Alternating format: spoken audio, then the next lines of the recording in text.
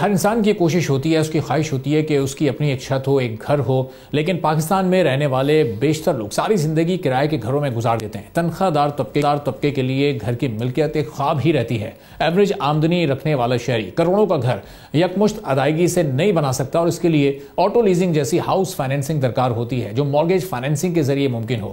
تعمیراتی شعبے کی ترقی کا ملک کی اقتصادی ترقی سے بڑا گہرا تعلق ہے، لیکن پاکستان میں ہاؤسنگ اور تعمیراتی شعبے سے اور اس سے منسلک 72 متعلقہ انڈسٹریز مشکلات سے گزر رہی ہیں۔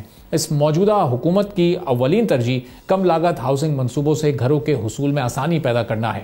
وزیر اعظم شہباز شریف کے مطابق حکومت کم آمدنی والے طبقے کے لیے سبسڈائز ہاؤسنگ اسکیم اور درمیانی آمدنی والے طبقے کے لیے مارگیج کی سہولت متعارف کرانے کے منصوبے کو حتمی شکل دے رہی ہے، جس میں کمرشل بینکس کو شامل کر کے 2 لاکھ سستے ہاؤسنگ یونٹس کے ساتھ اس منصوبے کا آغاز کیا جائے گا۔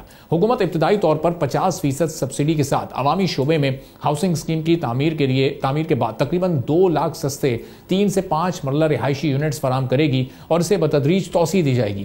کم لاگت ہاؤسنگ اسکیمز کے تحت گھر کی تعمیر اور ملکیت کے لیے قرضوں کے حصول کے عمل کو آسان بنانے کی بھی توقع ہے۔ اب جو پاکستان میں مجموعی طور پر اس وقت گھروں کی کمی ہے وہ کتنی ہے اور حکومت اسکیم سے کتنا فرق پڑے گا؟ سبسکرائب کریں اور بیل دبائیں تاکہ کوئی خبر رہ نہ جائے۔